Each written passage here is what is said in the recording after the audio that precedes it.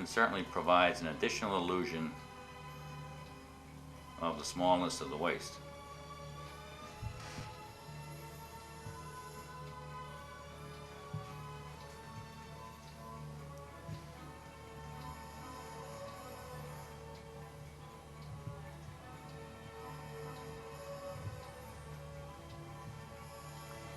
This is not worn every day, but reserved for more decorative times. But albeit has been worn considerably since the time it's been made.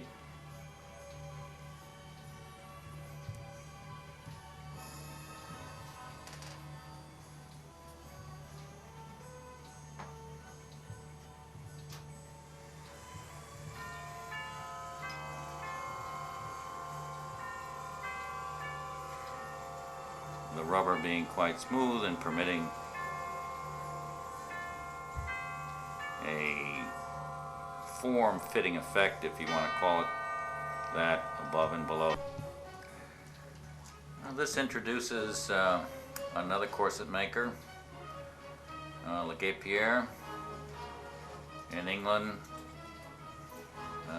This corset again has a spoon busk, is somewhat lighter in construction, used for day-to-day wear.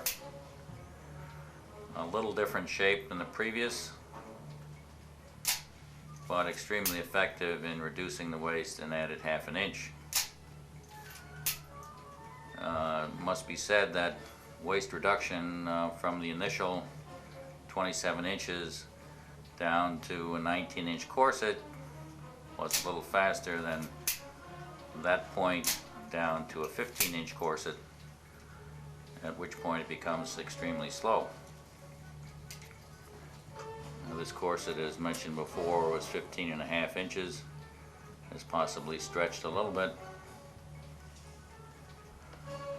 but is extremely successful in producing a small waist.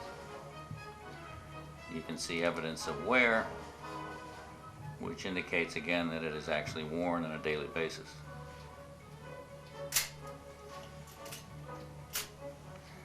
Style and shape a little different than some of the previous, maybe not a great deal.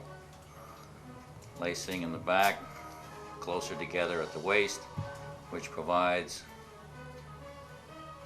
a great deal more of a mechanical advantage at that point than wider spacing of the eyelets.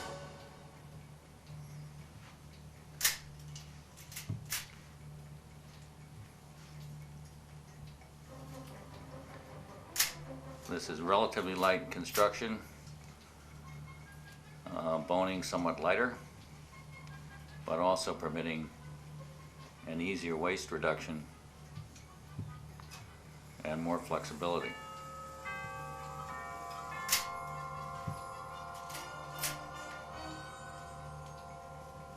Not all the corsets were made to be decorative, this being one example, but all extremely functional.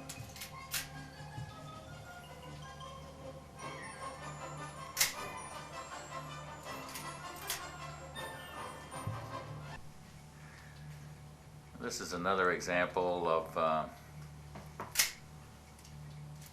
the previous corset maker, a little more decorative,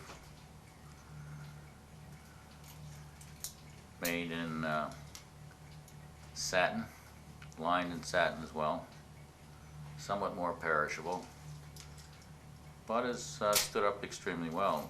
A spoon busk is utilized, possibly a little shorter above the waist, but very effective in reducing the waist to, in this case, 15 inches, which is the inside dimension.